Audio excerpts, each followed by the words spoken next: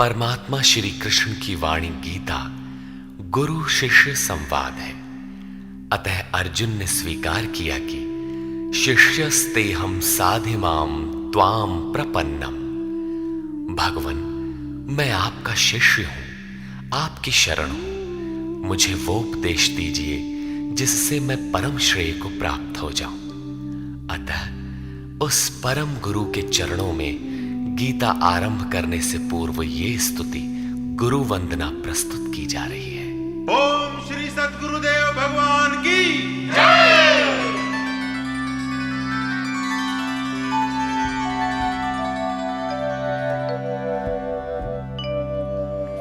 जय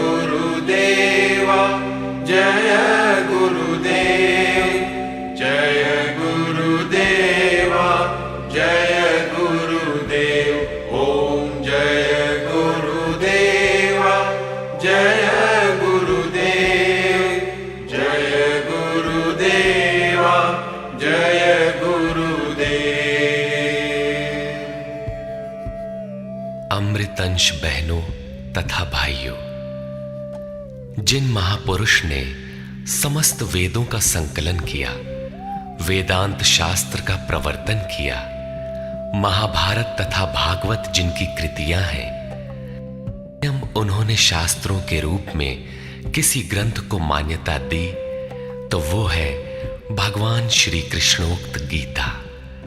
तरह तरह की पूजा पद्धतियां, परस्पर विरोधी संगठन धर्म के नाम पर प्रचलित हैं, जबकि धर्म का लक्ष्य है एक परमात्मा की शोध। कल्याण स्वरूप वो परमात्मा एक है, उसे प्राप्त करने की निश्चित क्रिया का पालन धर्म है।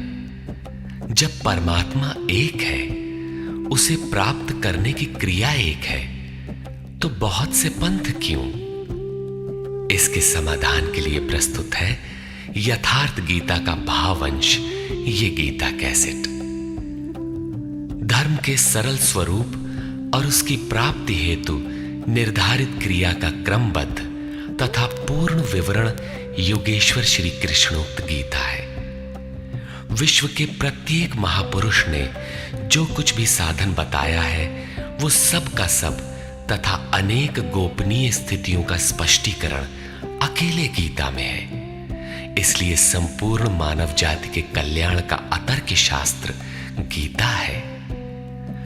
महाभारत में संकेत है कि जब कौरवों और पांडवों की सेनाएं आमने सामने खड़ी हो गईं, तो संपूर्ण निशांतर कौरवों में प्रवेश कर गए और सभी देवता पांडवों में। इस कथन से महर्षि व्यास ने स्पष्ट कर दिया कि गीता के सभी पात्र देवता या असुर हैं तथा प्रतीकात्मक हैं।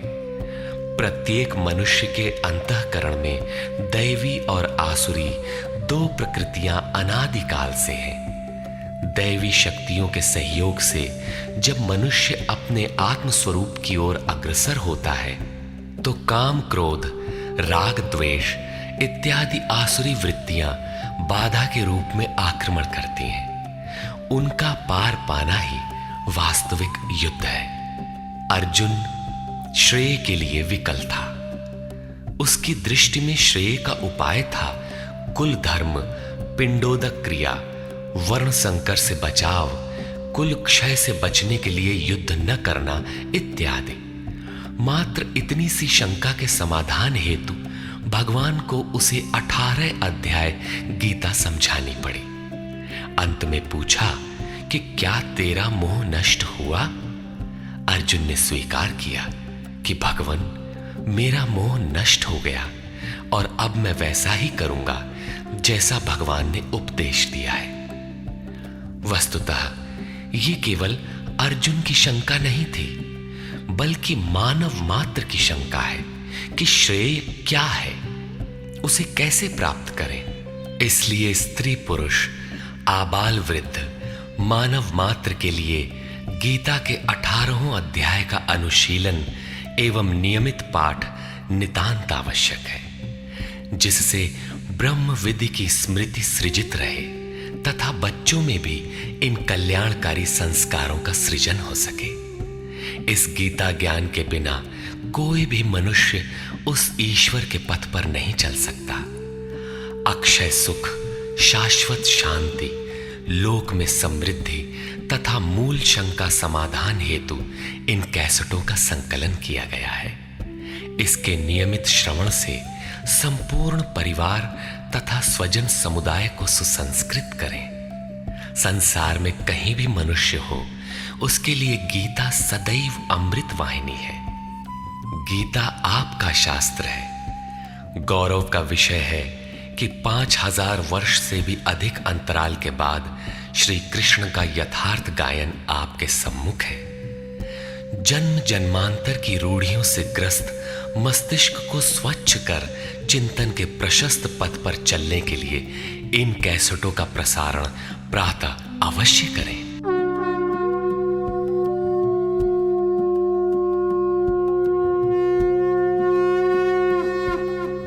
ओम श्री परमात्मने नमः। यथार्थ गीता श्रीमद् भगवत गीता अथ प्रथमो अध्यायः।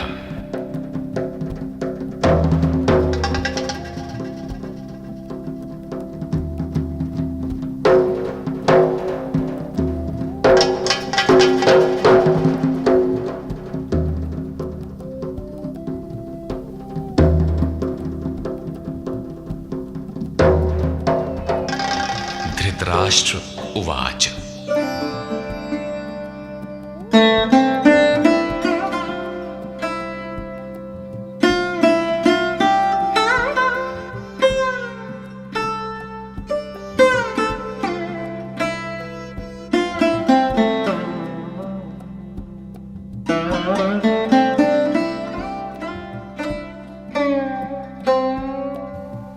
धर्मक्षेत्रे कुरुक्षेत्रे समवेता युयुत्सवः मामकाः पाण्डवाश्चैव किमकुर्वत संजय।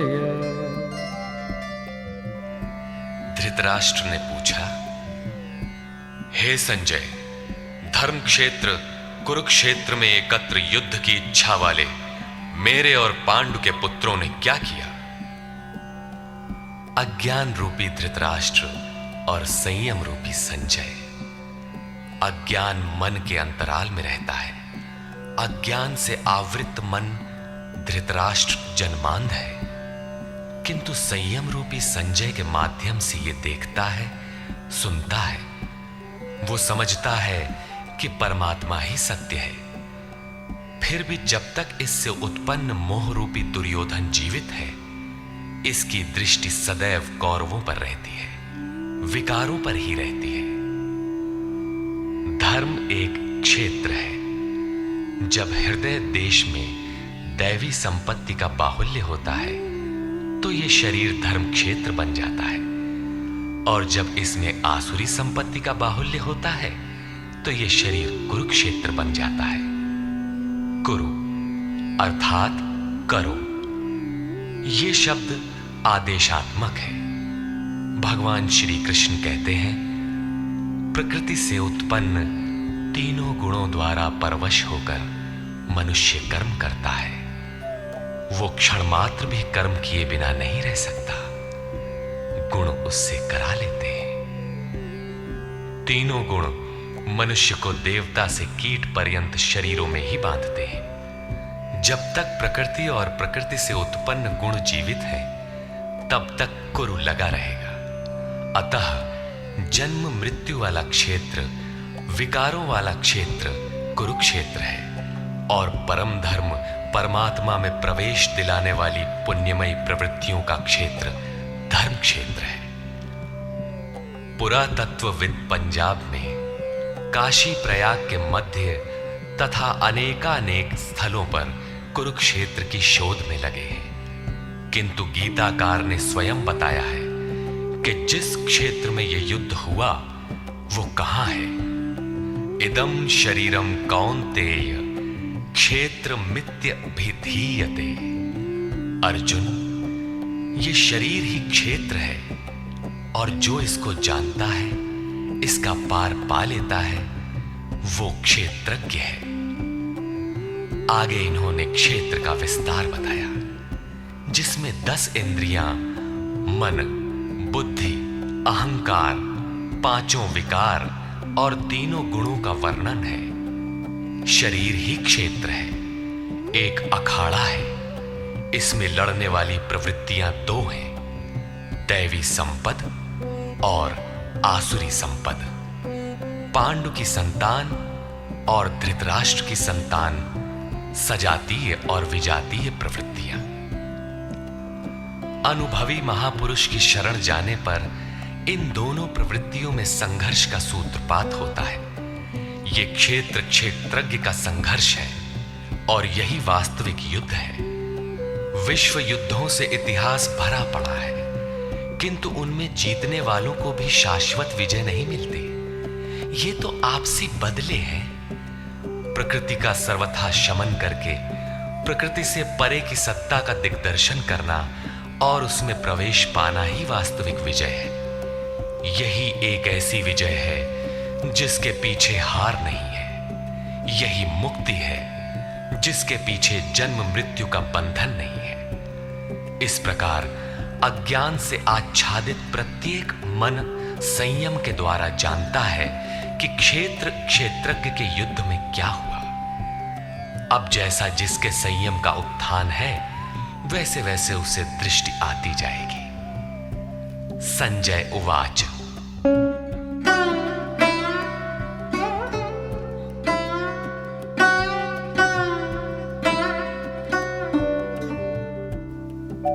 दृष्ट्वा तु पाण्डवानीकं व्यूढं दुर्योधनस्तदा आचार्यमुपसंगम्य राजा वचनमब्रवीत्। उस समय राजा दुर्योधन ने व्यूह रचना युक्त पांडवों की सेना को देखकर द्रोणाचार्य के पास जाकर ये वचन कहा। द्वैत के आचरण ही द्रोणाचार्य हैं। जब जानकारी हो जाती है कि हम परमात्मा से अलग हो गए हैं, वहां उसकी प्राप्ति के लिए तड़प पैदा हो जाती है। तभी हम गुरु की तलाश में निकलते हैं। दोनों प्रवृत्तियों के बीच यही प्राथमिक गुरु है। यद्यपि बाद के सद्गुरु योगेश्वर श्री कृष्ण होंगे, जो योग की स्थिति वाले होंगे। राजा दुर्योधन आचार्य के पास जाता है। मोह रूपी दुर्योधन। मोह संपूर्ण व्याधियों का मूल है। राजा है। दुर्योधन दुरु अर्थात दूषित, योधन अर्थात वह धन। आत्मिक संपत्ति ही स्थिर संपत्ति है। उसमें जो दोष उत्पन्न करता है वो है मोह। ये प्रकृति की ओर खींचता है और वास्तविक जानकारी के लिए प्रेरणा भी प्रदान करता है।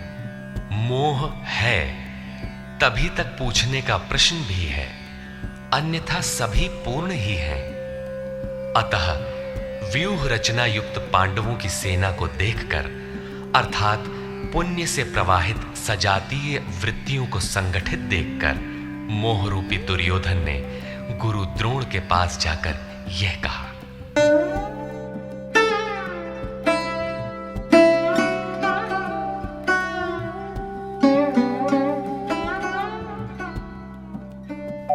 पश्यैतां पाण्डुपुत्राणाम् आचार्यमहतीं च व्यूढां द्रुपदपुत्रेण तव शिष्येण धीमता। हे आचार्य, आपके बुद्धिमान शिष्य द्रुपद पुत्र धृष्टद्युम्न द्वारा व्यूहाकार खड़ी की हुई पांडु पुत्रों की इस भारी सेना को देखिए। शाश्वत अचल पद में आस्था रखने वाला दृढ़ मन ही धृष्टद्युम्न है।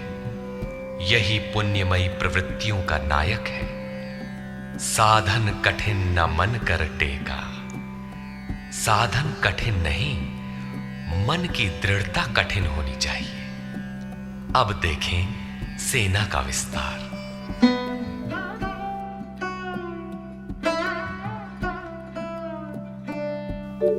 अत्र शूरा महेश्वासा भीमार्जुन समायुधि युयुधानो विराटश्च द्रुपदश्च महारथः। इस सेना में महेश्वासा, महान ईश में वास दिलाने वाले भाव रूपी भीम, अनुराग रूपी अर्जुन के समान बहुत से शूरवीर, जैसे सात्विकता रूपी सात्यकी, विराट सर्वत्र ईश्वरी प्रवाह की धारणा, महारथी राजा द्रुपद अर्थात अचल स्थिति, तथा धृष्टकेतुश्चेकितानः काशीराजश्च वीर्यवान् पुरुजित् कुन्तिभोजश्च शैब्यश्च नरपुङ्गवः। धृष्ट केतु दृढ़ कर्तव्य चेकितानः, जहां भी जाए वहां से चित्त को खींचकर इष्ट में स्थिर करना। काशी राजः, काया रूपी काशी में ही वो साम्राज्य है। पुरजित, स्थूल, सूक्ष्म और कारण शरीरों पर विजय दिलाने वाला पुरजित। कुंती भोजः, कर्तव्य से भव पर विजय। नरों में श्रेष्ठ शैव्य अर्थात सत्य व्यवहार। युधामन्युश्च विक्रान्तः उत्तमौजाश्च वीर्यवान्। सौभद्रो द्रौपदेयाश्च सर्व एव महारथाः। और पराक्रमी युधामन्यु, युद्ध के अनुरूप मन की धारणा। उत्तमौजाः, शुभ की मस्ती। सुभद्रा पुत्र अभिमन्यु, जब शुभ आधार आ जाता है तो मन भय से रहित हो जाता है। ऐसा शुभ आधार से उत्पन्न अभय मन। ध्यान रूपी द्रौपदी के पांचों पुत्र वात्सल्य, लावण्य, सौम्यता, स्थिरता, सहृदयता, सब के सब महारथी है। साधन पथ पर संपूर्ण योग्यता के साथ चलने की क्षमताएं हैं। इस प्रकार दुर्योधन ने पांडव पक्ष के 15-20 नाम गिनाए, जो दैवी संपद के महत्वपूर्ण अंग हैं। विजातीय प्रवृत्ति का राजा होते हुए भी मोह ही सजातीय प्रवृत्तियों को समझने के लिए बाध्य करता है। दुर्योधन अपना पक्ष संक्षेप में कहता है, यदि कोई बाह्य युद्ध होता तो अपनी फौज बढ़ा चढ़ा कर गिनाता। विकार कम गिनाए गए क्योंकि उन पर विजय पाना है। वे नाशवान हैं। केवल 5-7 विकार बताए गए, जिनके अंतराल में संपूर्ण बहिर्मुखी प्रवृत्ति विद्यमान है। जैसे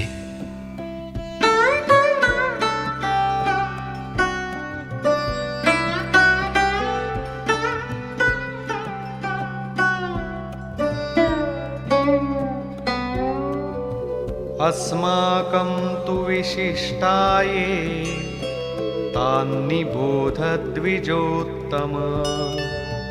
नायका मम सैन्यस्य संज्ञार्थं तान् ब्रवीमि ते।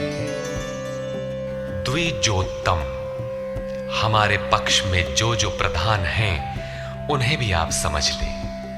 आपको जानने के लिए मेरी सेना के जो नायक हैं उनको कहता हूं। बाह्य युद्ध में सेनापति के लिए द्विजोत्तम संबोधन असामयिक है। वस्तुतः गीता अंतःकरण की 2 प्रवृत्तियों का संघर्ष है, जिसमें द्वैत का आचरण ही द्रोण है। जब तक हम लेश मात्र भी आराध्य से अलग हैं, तब तक प्रकृति विद्यमान है, द्वैत बना है। इस द्वि पर जय पाने की प्रेरणा प्रथम गुरु द्रोणाचार्य से मिलती है। अधूरी शिक्षा ही पूर्ण जानकारी के लिए प्रेरणा प्रदान करती है।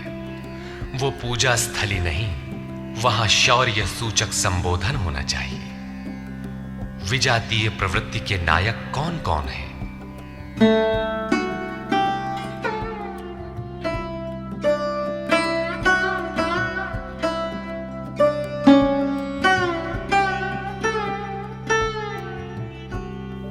भवान् भीष्मश्च कर्णश्च कृपश्च समितिञ्जयः अश्वत्थामा विकर्णश्च सौमदत्तिस्तथैव च। एक तो स्वयं आप द्वैत के आचरण रूपी द्रोणाचार्य हैं। भ्रम रूपी पितामह भीष्म है। भ्रम इन विकारों का उद्गम है, अंत तक जीवित रहता है, इसलिए पितामह है। समूची सेना मर गई, ये जीवित था, शरशैया पर अचेत था। फिर भी जीवित था, ये है भ्रम रूपी भीष्म।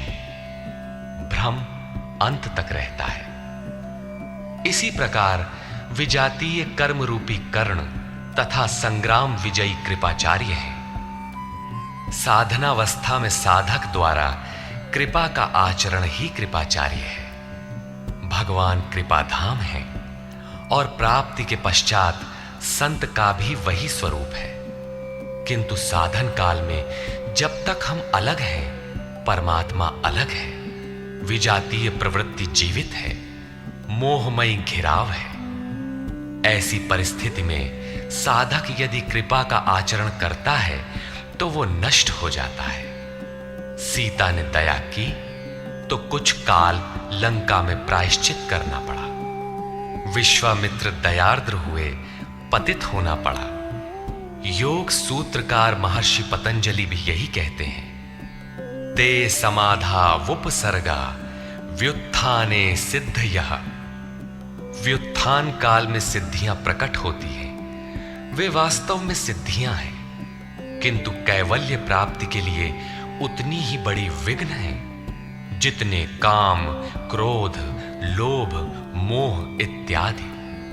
गोस्वामी तुलसीदास का भी यही निर्णय है। माया अनेक विघ्न करती है, रिद्धियां प्रदान करती है, यहां तक कि सिद्ध बना देती है। ऐसी अवस्था वाला साधक बगल से निकल भर जाए, मरणासन रोगी भी जी उठेगा। वो भले ठीक हो जाए, किंतु साधक उसे अपनी देन मान बैठे तो नष्ट हो जाएगा। एक रोगी के स्थान पर हजारों रोगी घेर लेंगे। भजन चिंतन का क्रम अवरुद्ध हो जाएगा और उधर बहकते बहकते प्रकृति का बाहुल्य हो जाएगा। यदि लक्ष्य दूर है और साधक कृपा करता है तो कृपा का अकेला आचरण ही समितिंजय समूची सेना को जीत लेगा। इसलिए साधक को पूर्ति पर्यंत इससे सतर्क रहना चाहिए। दया बिनु संत कसाई, दया करी तो आफत आई। लेकिन अधूरी अवस्था में यह विजातीय प्रवृत्ति का दुर्धर्ष योद्धा है। इसी प्रकार आसक्ति रूपी अश्वत्थामा, विकल्प रूपी विकर्ण और भ्रममयी श्वास ही भूरिश्रवा है। ये सभी बहिर्मुखी प्रवाह के नायक हैं।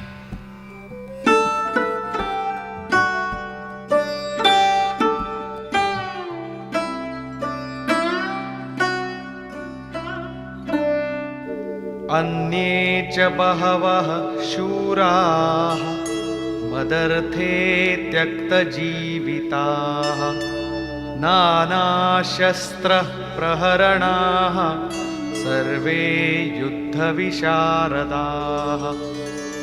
और भी बहुत से शूरवीर अनेक शस्त्रों से युक्त मेरे लिए जीवन की आशा को त्याग कर युद्ध में डटे हैं। सभी मेरे लिए प्राण त्यागने वाले हैं, किंतु उनकी कोई ठोस गणना नहीं है। अब कौन सी सेना किन भावों द्वारा सुरक्षित है, इस पर कहते हैं, अपर्याप्तं तदस्माकं बलं भीष्माभिरक्षितं पर्याप्तं त्विदमेतेषां बलं भीमाभिरक्षितम्। भीष्म द्वारा रक्षित हमारी सेना सब प्रकार से अजेय है और भीम द्वारा रक्षित इन लोगों की सेना जीतने में सुगम है। पर्याप्त और अपर्याप्त जैसे श्लिष्ट शब्द का प्रयोग दुर्योधन की आशंका को व्यक्त करता है। अतः देखना है कि भीष्म कौन सी सत्ता है जिस पर कौरव निर्भर करते हैं, तथा भीम कौन सी सत्ता है जिस पर दैवी संपद संपूर्ण पांडव निर्भर है। दुर्योधन अपनी व्यवस्था देता है कि अयनेषु च सर्वेषु यथा भागमवस्थिताः भीष्ममेवाभिरक्षन्तु भवन्तः सर्व एव हि। इसलिए सब मोर्चों पर अपनी अपनी जगह स्थित रहते हुए आप लोग सब के सब भीष्म की ही सब ओर से रक्षा करें। यदि भीष्म हैं तो हम अजेय हैं, इसलिए आप पांडवों से न लड़कर केवल भीष्म की ही रक्षा करें। कैसा योद्धा है भीष्म जो स्वयं अपनी रक्षा नहीं कर पा रहा है, कौरवों को उसकी रक्षा व्यवस्था करनी पड़ रही है। यह कोई बाह्य योद्धा नहीं, ब्रह्म ही भीष्म है। जब तक ब्रह्म जीवित है तब तक विजातीय प्रवृत्तियां कौरव अजेय है। अजेय का यह अर्थ नहीं कि जिसे जीता ही ना जा सके, बल्कि अजेय का अर्थ दुर्जय है, जिसे कठिनाई से जीता जा सकता हो। महाअजय संसार रिपु जीत सकई सो वीर। यदि भ्रम समाप्त हो जाए तो अविद्या अस्तित्वहीन हो जाए। मोह इत्यादि जो आंशिक रूप से बचे भी हैं, शीघ्र ही समाप्त हो जाएंगे। भीष्म की इच्छा मृत्यु थी, इच्छा ही भ्रम है। इच्छा का अंत और भ्रम का मिटना एक ही बात है। इसी को संत कबीर ने सरलता से कहा, इच्छा काया इच्छा माया इच्छा जग उपजाया। कह कबीर जे इच्छा विवर्जित ताका पार न पाया। जहां भ्रम नहीं होता वो अपार और अव्यक्त है। इस शरीर के जन्म का कारण इच्छा है। इच्छा ही माया है और इच्छा ही जगत की उत्पत्ति का कारण है। सो कामयत तदैक्षत बहुश्याम प्रजायेय इति। कबीर कहते हैं, जो इच्छाओं से सर्वथा रहित हैं, तिनका पार न पाया। वे अपार अनंत असीम तत्वों में प्रवेश पा जाते हैं। यो कामो निष्काम आप्त काम आत्म कामो न तस्य प्राणा उत्क्रामंति ब्रह्म व सन ब्रह्माप्येति। जो कामनाओं से रहित आत्मा में स्थिर आत्म स्वरूप है, उसका कभी पतन नहीं होता। वो ब्रह्म के साथ एक हो जाता है। आरंभ में इच्छाएं अनंत होती हैं और अंततो गत्वा परमात्म प्राप्ति की इच्छा शेष रहती है। जब ये इच्छा भी पूरी हो जाती है तब इच्छा भी मिट जाती है। यदि उससे भी बड़ी कोई वस्तु होती तो आप उसकी इच्छा अवश्य करते। जब उससे आगे कोई वस्तु है ही नहीं तो इच्छा किसकी होगी? जब प्राप्त होने योग्य कोई वस्तु अप्राप्त न रह जाए तो इच्छा भी समूल नष्ट हो जाती है और इच्छा के मिटते ही भ्रम का सर्वथा अंत हो जाता है। यही भीष्म की इच्छा मृत्यु है। भीम द्वारा रक्षित इन लोगों की सेना जीतने में सुगम है। भाव रूपी भीम भावे विद्यते देवः। भाव में वो क्षमता है कि अविदित परमात्मा भी विदित हो जाता है। भाववस्य भगवान सुख निधान करुणा अयन। श्री कृष्ण ने इसे श्रद्धा कहकर संबोधित किया है। भाव में वो क्षमता है कि भगवान को भी वश में कर लेता है। भाव से ही संपूर्ण पुण्यमयी प्रवृत्ति का विकास है। ये पुण्य का संरक्षक है तो इतना बलवान कि परम देव परमात्मा को संभव बनाता है, किंतु साथ ही इतना कोमल भी है कि आज भाव है तो कल अभाव में बदलते देर नहीं लगती। इष्ट में लेश मात्र भी त्रुटि प्रतीत होने पर भाव डगमगा जाता है। पुण्यमयी प्रवृत्ति विचलित हो उठती है, इष्ट से संबंध टूट जाता है। इसलिए भीम द्वारा रक्षित इन लोगों की सेना जीतने में सुगम है। महर्षि पतंजलि का भी यही निर्णय है। स तु दीर्घकाल नैरंतर्य सत्कारा सेवितो दृढ़ भूमि। दीर्घ काल तक निरंतर श्रद्धा भक्ति पूर्वक किया हुआ साधन ही दृढ़ हो पाता है।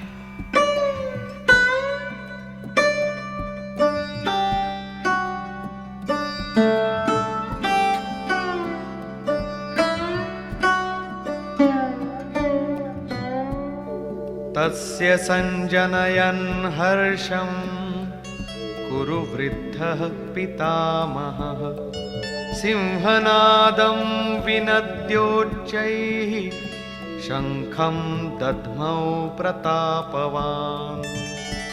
इस प्रकार अपने बलाबल का निर्णय लेकर शंख ध्वनि हुई। शंख ध्वनि पात्रों के पराक्रम की घोषणा है कि जीतने पर कौन सा पात्र आपको क्या देगा। कौरवों में वृद्ध प्रतापवान पितामह भीष्म ने उस दुर्योधन के हृदय में हर्ष उत्पन्न करते हुए उच्च स्वर से सिंहनाद के समान भयप्रद शंख बजाया। सिंह प्रकृति से भयावह पहलू का प्रतीक है। घोर जंगल के नीरव एकांत में शेर की दहाड़ कान में पड़ जाए तो रोंगटे खड़े हो जाएंगे, हृदय कांपने लगेगा। यद्यपि शेर आपसे मीलों दूर है। भय प्रकृति में होता है, परमात्मा में नहीं। वो तो अभय सत्ता है। भ्रम रूपी भीष्म यदि विजयी होता है तो प्रकृति के जिस भयारण्य में आप हैं उससे भी अधिक भय के आवरण में बांध देगा। भय की एक परत और बढ़ जाएगी, भय का आवरण घना हो उठेगा। ये भ्रम इसके अतिरिक्त और कुछ नहीं दे सकेगा। अतः प्रकृति से निवृत्ति ही गंतव्य का मार्ग है। संसार में प्रवृत्ति तो भवाटवी है, घोर अंधकार की छाया है। इसके आगे कौरवों की कोई घोषणा नहीं है।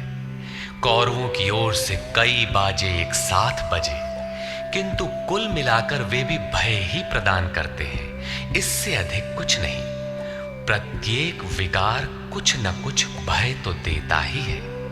इसलिए उन्होंने भी घोषणा की, ततः शंखाश्च भैर्यश्च प्रणवानक गोमुखाः सहसैवाभ्यहन्यन्त सशब्दस्तु मूलोऽभवत्।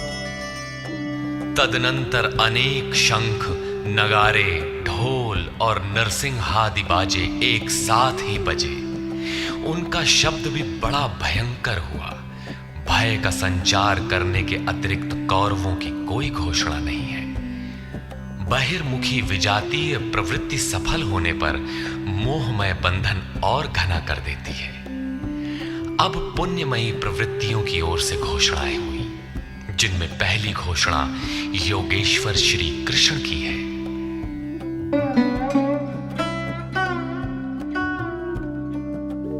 ततः श्वेतैर्हयैर्युक्ते महती स्यन्दने स्थितौ माधवः पाण्डवश्चैव दिव्यौ शंखौ प्रदध्मतु। इसके उपरांत श्वेत घोड़ों से युक्त, जिनमें लेश मात्र कालिमा दोष नहीं है, श्वेत सात्विक निर्मलता का प्रतीक है। महति स्यन्दने, महान रथ पर बैठे हुए योगेश्वर श्री कृष्ण और अर्जुन ने भी अलौकिक शंख बजाए। अलौकिक का अर्थ है लोकों से परे। मृत्युलोक, देवलोक, ब्रह्मलोक, जहां तक जन्म मरण का भय है, उन समस्त लोकों से परे पारलौकिक, पारमार्थिक स्थिति प्रदान करने की घोषणा योगेश्वर श्री कृष्ण की है। सोने चांदी काठ का रथ नहीं, रथ अलौकिक, शंख अलौकिक, अतः घोषणा भी अलौकिक ही है। लोकों से परे एकमात्र ब्रह्म है, सीधा उससे संपर्क स्थापित कराने की घोषणा है। वे कैसे ये स्थिति प्रदान करेंगे?